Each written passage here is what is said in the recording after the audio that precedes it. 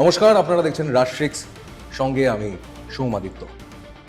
অনুপ্রবেশ এমন একটা ইস্যু যে ইস্যুকে সামনে রেখে এবারের নির্বাচনও হয়েছে এবং বারবার যেটা 2026-এর নির্বাচনে সামনে এসেছে যে বাংলাদেশি অনুপ্রবেশকারীদের আটকাতে হবে। কিন্তু পালাবদলের পরও দেখা যাচ্ছে এই অনুপ্রবেশ কিন্তু সম্পূর্ণভাবে বন্ধ হয়নি। যেমন শনিবার দিন ভোর রাতে মালদার বৈষ্ণবনগর এলাকার সুখদেবপুর সীমান্তে বেশ কিছু বাংলাদেশি অনুপ্রবেশকারী তারা বর্ডারে ঢোকার চেষ্টা করে এবং বর্ডার সিকিউরিটি ফোর্স তাদেরকে কড়াভাবে মোকাবিলা করে আবার পুশব্যাক করে দেয়। এই অনুপ্রবেশের ঘটনা কেন বারবার ঘটছে, কোথায় এখনো পর্যন্ত ত্রুটি রয়ে গিয়েছে, এই বিষয়ে বিশদে আলোচনা করব আজ আমরা রাজশিক্সে। আমাদের সঙ্গে এই বিষয়ে আলোচনা করার জন্য এই মুহূর্তে উপস্থিত রয়েছেন আমাদের সঙ্গে সমীর কুমার মিত্র, অবসরপ্রাপ্ত ডিআইজি বিএসএফ। যেটা শুরুতেই আপনার কাছ থেকে জানতে চাইবো যে এই যে বাংলাদেশি অনুপ্রবেশ, যেটা দীর্ঘদিনের একটা সমস্যা, এর পেছনে মূল কারণটা ঠিক কি? প্রথম কথা হচ্ছে, আমরা যদি দেখি বাংলাদেশের নিজস্ব বলতে তো কিছু নেই, এক্সেপ্টিং দ্য টেক্সটাইল ইন্ডাস্ট্রি, এবং যেটা পরবর্তীকালে ইউনুস আসার পরে দেখা গেল তাতেও অনেকটা ভাটা পড়েছে। সুতরাং বাংলাদেশকে অনেক ক্ষেত্রে ভারতবর্ষের উপরে ডিপেন্ড না করলে চলে না। চিকিৎসাই হোক কিংবা অন্য এরকম এমন কোনো ঘটনা যেটা হয়তো বাংলাদেশ আমাদের থেকে অনেক পিছিয়ে আছেন, এটাতে কোনো দোরাই নেই। যদিও জিডিপি গতবার তাদের মানে হাসিনা যাওয়ার আগে পর্যন্ত সেটা জিডিপিটা আমাদের থেকে বেটার ছিল। এখন প্রশ্ন উঠছে যে অনুপ্রবেশ যেটা তুমি বললে, এই অনুপ্রবেশ কিন্তু এখন নতুন নয়, এটা আগেও হয়েছে, ভবিষ্যতেও চেষ্টা করবে ওরা, এবং বর্তমানে তো করছেরই, ওরা চেষ্টা করেই যাচ্ছে একের পর এক। আর ওই যে এরিয়াটা তুমি বললে যে সুখদেবপুর এবং বৈষ্ণবনগর, এটা অত্যন্ত একটা ক্রিমিনাল ইনফেস্টেড এরিয়া। ওখানে বহুবার ফেক কারেন্সি সহ আমরা ধরেছি, এবং এই ফেক কারেন্সির দুটো মেন এম ছিল। ওয়ান, যে ফেক কারেন্সি যদি আমরা খুব বেশি পরিমাণে আমরা বাজারে ছড়িয়ে দিতে পারি এবং যেটা মানে জেনুইন কারেন্সি, তাহলে সেটা মার খাবে একদম। এবং তাতে কি হবে যে আমাদের ইকোনমিটা অনেকটা মানে ডিপেন্ডেন্ট হয়ে যাচ্ছে ওই ফেক কারেন্সির উপরে, কারণ আমরা তার উপরে বোধহয় চেষ্টা করেও হয়তো সামলাতে পারছি না। কারণটা হচ্ছে এত নিখুঁতভাবে ওরা করে। আমি তোমাকে কাশ্মীরের একটা, যেটা এর সঙ্গে খুব মেলে, কাশ্মীরের একটা আমি ইনসিডেন্ট তোমায় বলি। ওদের ওখানে একটা ছিল যে এত টাকা কোত্থেকে পাবে, ওরা মেশিন কিনে, এবং বিশেষ করে ঈদের আগে কোথার থেকে টাকা দেবে, এই ফেক কারেন্সি। আমি এবং আমার আরেকজন ডিআইজি তাকে সঙ্গে নিয়ে আমরা 3টে ফেক কারেন্সি করেছি, মানে ইকোনমিকে একেবারে টলমলো করে দেওয়ার জন্য ফেক কারেন্সি হচ্ছে এফার্ট। এটা কাশ্মীরেরও এফার্ট, কাশ্মীরেও এই চেষ্টা করা হয়েছে ফেক কারেন্সি। আর এখানে যে ঘটনাটা ঘটেছে সেখানে দেখা যাচ্ছে যে প্রচুর বাংলাদেশি এরা অলমোস্ট বিক্ষোভ দেখাতে শুরু করে দিয়েছে, মানে দলে দলে আসার চেষ্টা করছে, ঢোকার চেষ্টা করছে, মানে প্রায় যুদ্ধক্ষেত্রের মতন একটা পরিস্থিতি তৈরি হয়েছিল। একটা যে অভিযোগ আমরা বারবার শুনেছি যে বাংলাদেশের যে সীমান্ত, সেই সীমান্তে প্রহরা কোথাও কোথাও একটা ফাঁক রয়ে যাচ্ছে, যার জন্য কিন্তু এই ধরনের ঘটনা ঘটছে। এবং যেহেতু কাঁটাতারবিহীন একটা এলাকা দীর্ঘদিন রয়েছে, বিগত সরকারের বিরুদ্ধে অভিযোগ ছিল যে তারা এই কাঁটাতারবিহীন এলাকা এমনটাই রেখে দিতে চায়। আপনার কি মনে হয়? না, প্রশ্ন উঠছে যে এই কাঁটাতারের যে ভেড়া আর কি, you can call me that I am one of the victims. কারণটা হচ্ছে, প্রফুল্ল মাহান্ত যখন আসামে চিফ মিনিস্টার হলেন, তখন আমি যে এরিয়াটা কমান্ড করছিলাম আর কি সে সময়, সেই জায়গায় ওনাকে আমি ব্রিফ করি, এবং ব্রিফ করার পরে সোনাহাট বলে একটা জায়গা ছিল আমাদের ওই বড় একটা কোম্পানি হেডকোয়ার্টার, তো আই ব্রিফড হিম। তো উনি কথা প্রসঙ্গে বললেন, মিস্টার মিত্র, বাংলা ভালো বলতে পারেন উনি, যে আমরা ফিজিক্যাল ব্যারিয়ার কিছু তৈরি করতে পারি না, যাতে করে ইমিডিয়েটলি ওরা যদি চেষ্টা করে তাহলে ঢুকতে গেলে অন্ততপক্ষে বাধা পাবে একটা। আমি বললাম যে নিশ্চয়ই আছে, আমরা যদি চেষ্টা করি তাহলে কিন্তু আমরা কিছু মানে একটা বেরিয়া তো তৈরি করতেই পারি। সেই তার এই অরিজিন হলো তোমার কাঁটাতারের বেড়া, এখান থেকে শুরু হয় এবং এইটাকে আমরা লিফট করে যখন আমরা পাঞ্জাবে গেলাম, কারণ Punjab is the most volatile border, most volatile. একদিকে তোমার ওই ওদের শিখদের সেই ইয়ে ছিল, আন্দোলন ছিল, আর একদিকে তোমার খালসা আন্দোলন। হ্যাঁ, আর একটা ওদের ছিল যে ওই যত drug and everything it use to come from there. যার জন্য দেখা গেছে যে পরবর্তীকালে ম্যাক্সিমাম ড্রোন আমরা ইয়েতে পাঞ্জাব হিট করে পাঞ্জাব বর্ডারে এবং জম্মু লাগোয়া পাঞ্জাব, ওখানে আমরা কিন্তু বাংলাদেশটা একেবারে টিপিক্যাল একটা জায়গা। হ্যাঁ, এই যে আমাদের এখানে একটা সরকার পরিবর্তন হয়েছে, আমরা জানি যে খুব স্ট্রং মেসেজ গিয়েছে এখান থেকে হোম মিনিস্টারের তরফ থেকে, কিন্তু তারপরেও যে অনুপ্রবেশের একটা চেষ্টা যে হচ্ছে, বিএসএফ নিশ্চিতভাবেই খুব ভালোভাবে তাদেরকে আটকেছে, পুশব্যাক করেছে। আপনার কি মনে হয় যে এটা কোনো কিছুর ইঙ্গিত? না, এটা ইঙ্গিত তো বটেই। কারণটা হচ্ছে যে যেমন একটা স্ট্রং মেসেজ গেছে, তারপরেও এরা না, যেই রকম একটা সাহস নিয়ে আমরা আসছে। একটা জিনিস কিন্তু একটুখানি আমার মনে হয় ইয়ে করে দেওয়া দরকার, যেটা তুমি আমায় বলছিল, ওরা কিন্তু নিজের দেশে ছিল। কালকের যে ঘটনাটা সেটা ওরা নিজেদের দেশের মধ্য থেকে বলেছে। সুতরাং হি হ্যাজ নট ইনট্রুডেড, ও কিন্তু ইনফিল্ট্রেট করেনি এখনো। কেন, আমার তার নিজস্ব দেশে বাংলাদেশের যে ল্যান্ডটা, হ্যাঁ হতে পারে একটা জিনিস যে যে 150 গজ যেটা ছিল, যে একটা যেটা আমি তোমার সঙ্গে আলোচনায় বলছিলাম, ইন্দিরা মুজিব যে প্যাক্টটা, সে প্যাক্ট মানে একেবারে ইয়ে করেই বলে যে আমরা এই 150 গজের মধ্যে যদি কোনো রকম স্ট্রাকচার গড়ে ওঠে তাহলে কিন্তু আমরা সেটাকে বাধা দেব।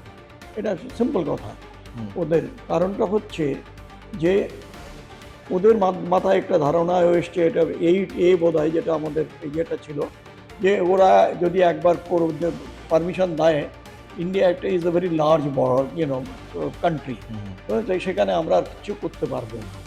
সেই জায়গাটায় যেটা যখন এই ধরনের গেল, তখন ওদের যে এই যে অনুপ্রবেশ শব্দটা, এটাকে যদি আমরা তারা বা ইংরেজিতে বলি, তার মানে ইনফিল্ট্রেশন। এখন ইনফিল্ট্রেশন যারা করছে তারা কিন্তু একটা মরিয়া ভাব নিয়ে আসে। এখন যেটা বাংলাদেশ থেকে যদি ওরা করতে চায়, করাতে চায়, তাহলে they have got a readymade team, that is Jamaat. এবং জামাত হেল্প ব্যান্ড যে তারা ভারতবর্ষের এরিয়াতে, বিশেষ করে পশ্চিমবঙ্গ, যাতে করে এই জামাতদের দিয়ে ভরে দিতে পারে। কারণ এখানে যেটা সেটা হচ্ছে যে দে হ্যাভ গট, যেটা আমরা বলি যে স্লিপার স্লেভ, যেটা যাদের বাইরে থেকে বোঝা যায়, যেটা কেউ বোঝা যাচ্ছে না, দে আর দ্য মোস্ট ডেঞ্জারাস। তাকে বাংলাদেশ থেকে যদি আসতে পারে তাহলে কি হলো, এই যে 90 জন 50 ইয়ে নেই, এই যে একটা ইয়ে তোমার যেটা গ্রুপটা, ইফ ইউ রিকল, যেদিন এটা হলো সেদিনই ওদের যে জামাতের যে ওদের সবথেকে বড় লিডার, সে বললো যে এইটাই এখন যে এই যে সেভেনটা ইয়ে সিস্টার, এইটাকে আমরা বারবার এরকম হুমকি আসছে, মানে এই হুমকির কোনো মানে হয় না? না, এটা হুমকিটা কারা দেয়? একটা দেয় যাদের কাছে ক্ষমতা আছে, আর একটা আছে যারা ভীতু। এখন এই পরিস্থিতিতে যেহেতু আমরা একটা স্বচ্ছন্দে কনক্লুড করতে পারি যে তারা ভয় পেয়ে গেছে, যে এখনকার বর্তমান স্ট্রাকচারটা বা পশ্চারটা, ইট ইজ নো ননসেন্স, যেটা এখন বর্তমান আমাদের চিফ মিনিস্টার করছেন আর কি, সেটা no nonsense. He is sending very very tough message, যে তোমরা যদি করো আমরা তাহলে ছেড়ে কথা বলবো না। এবং অ্যাকর্ডিংলি আমার মনে হয় যে আমাদের যারা রয়েছেন সীমান্তে, মানে ফ্রম টপ টু বটম যারা available, they should be very very tactful. এবং যে আমি যদি একটু টিপিক্যালি একটা এই সুখদেবপুর বর্ডারের একটা প্যাটার্ন লক্ষ্য করি, এখানে কিন্তু দেখা গিয়েছে যে অনুপ্রবেশকারীরা এখানে মাঝে মধ্যে প্রবেশ করতো এবং আমাদের দেশ থেকে ফসল কেটে নিয়ে চলে যেত। মানে এই ধরনের জিনিস আর টলারেট করা সম্ভব নয় কোনোভাবেই। Absolutely not. এবং টলারেট তখনও করা হয়নি, কিন্তু যে জায়গায় আমরা মার খাচ্ছি এবং ভবিষ্যতে খাবো, যদি না আমরা ইমিডিয়েট কোনো রকমভাবে কোনো অ্যাকশন, প্রোঅ্যাক্টিভ অ্যাকশন যদি না নিই, সেটা কি, এই যে বার্বড ওয়্যার ফেন্সার, এই বার্বড ওয়্যার ফেন্সিং কিন্তু একটা মোটামুটি ডেডিকেটেড একটা ইয়ে ছিল। একজন additional secretary to the government of India, তাকে ডেপুট করা হয়েছিল যে এই বর্ডার যে ফেন্সিং আর বর্ডার ম্যানেজমেন্ট, এইটা যেন খুব আরও বেশি ইন্টারেস্ট তার উপরে দেওয়া হোক। কারণটা হচ্ছে যে we have got the longest border, একদম। 4,151 কিলোমিটার, এবং তার সঙ্গে 90 কিলোমিটার ফ্রম দি বে of Bengal to the first land BOP, যেটা জলসীমান্ত যেটা। শমশেরনগর। হুম। সুতরাং এই যে এই এরিয়াটা পুরোটাই কিন্তু আমরা আমাদের কন্ট্রোলে, মানে কিংবা আগরতলা আমাদের হচ্ছে 2,212, যেটা আমাদের প্লাস ওইখানে যে 90 ইয়ে। এখন প্রশ্ন উঠলো, শুরুটা খুব ভালো হয়েছিল, কাজ হতো। তারপরে একদিন আমি এমনিতেই ওখানে গেছিলাম একটা বোধহয় একটা কোনো শুটিংয়ের ব্যাপারে।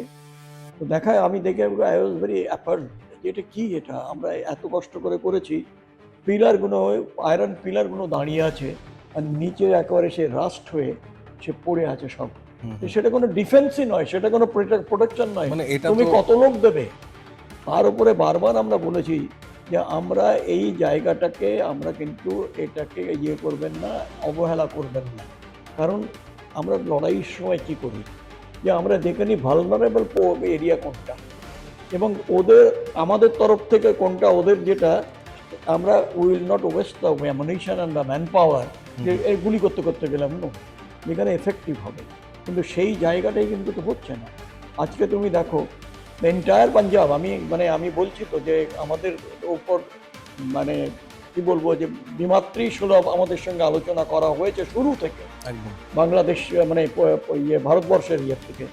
কারণটা হচ্ছে যে আজকে এই যে সিস্টেমটা একটা আমরা ইনফ্রাস্ট্রাকচার গড়ে তুলে সেটাকে বর্ডারে করলাম, হু স্টপ দ্যাট ম্যান, যে তুমি এর পরে মানে মানে এই নরম মনোভাব আর না কোনোভাবেই না, এটা চলবে না। নরমভাবে কোনো জায়গা নেই, জায়গা এখানে নেই। জায়গা নেই। যদি হয় তাহলে কিন্তু মুশকিলে পড়বে। একদম আপনি যেটা বলছিলেন, যদি একটা ছোট কাঁটাও পায়ের মধ্যে ফোটে কোনো সময় সেটা একটা বিরাট আকার বিরাট ধারণ হবে। করতে পারে। এবং আমি একদম শেষ প্রশ্ন করতে চাইবো আপনার কাছ আচ্ছা। থেকে, যে বিষয়টা জানতে চাইবো সেটা হচ্ছে যে বিএসএফ এই মুহূর্তে কতটা প্রস্তুত এবং প্রস্তুতির আর কোন কোন জায়গাটা রয়েছে এই অনুপ্রবেশ সম্পূর্ণভাবে বন্ধ করার জন্য। প্রশ্নগত হচ্ছে যে আমরা খালি দেখছি যে কাঁটা তারের একটা কতগুলো ইয়ে স্প্রিং করছে, ওটাকে আমরা বলি যে বার্ব ডয়ার, ওটা নট বার্ব ডয়ার, এটা ওই গোল মতো একটা দেখবে, আর ধরলেই ওটা হাত থেকে কেটে কেটে কেটে যায় একেবারে। এটা মানে very more lethal than the regular verb drawer.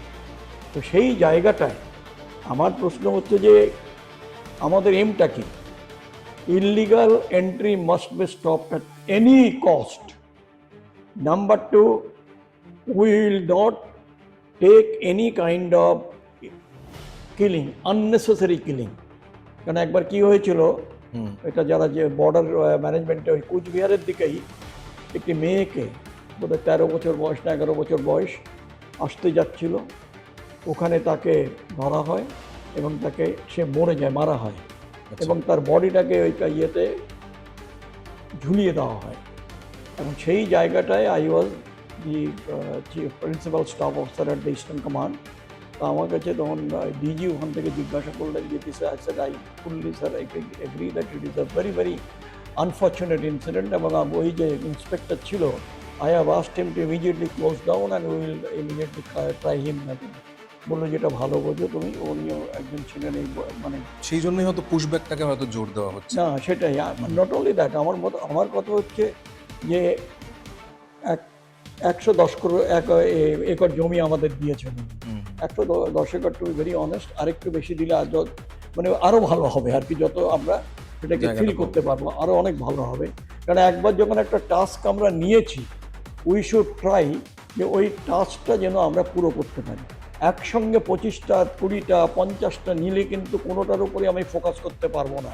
আমার মেন ফোকাস এখন হচ্ছে border, how to strengthen border, man power wise, surveillance wise, intelligence wise, everything we are lacking. দরকার পড়লে আমাদের গ্রুপ তৈরি করতে হবে। আমি তো এক জায়গায় বলেছিলাম যে in case if you feel I am ready to give my services, because আমার মনে হয় যে বর্ডারটাকে এত কাছের থেকে কেউ দেখেনি আর। এবং বর্ডার নিয়ে চর্চা কিংবা আলোচনা এটা কিন্তু ওই একবার করে হলে হবে। যেমন প্রফুল্ল মোহন বললো যে আপনি একটা ফিজিক্যাল ব্যারিয়ারের আমরা করলাম, কিন্তু সেটা কোনো এফেক্টিভ হলো না। কেন ওটা একদমই কিভাবে এফেক্টিভ মেজারমেন্ট নেওয়া যায় এটা নিতে হবে। আমরা কিন্তু বারবার চর্চায় আপনার কাছ থেকেও জানবো নিশ্চিতভাবেই, এবং প্রশাসনের কাছেও পৌঁছানোর চেষ্টা করব আপনার মাধ্যমে। অনেক অনেক ধন্যবাদ আমাদের এতটা সময় দেওয়ার জন্য। আমরা নিশ্চিতভাবেই পরবর্তী সময়ে আবারও আমরা সমীর কুমার মিত্রকে নিয়ে আসবো আমাদের মধ্যে, এবং কথা বলবো এবং জানবো বর্ডারের আরও খুঁটিনাটি বিষয়, এবং যেভাবে বর্ডার সিকিউরিটি ফোর্স এই বাংলাদেশি অনুপ্রবেশকারীদের আটকাচ্ছে সেই ছবিও কিন্তু আমরা বারবার তুলে ধরবো। আপাতত এখানেই শেষ করছি। আপনারা দেখতে থাকুন রাষ্ট্রিক্স।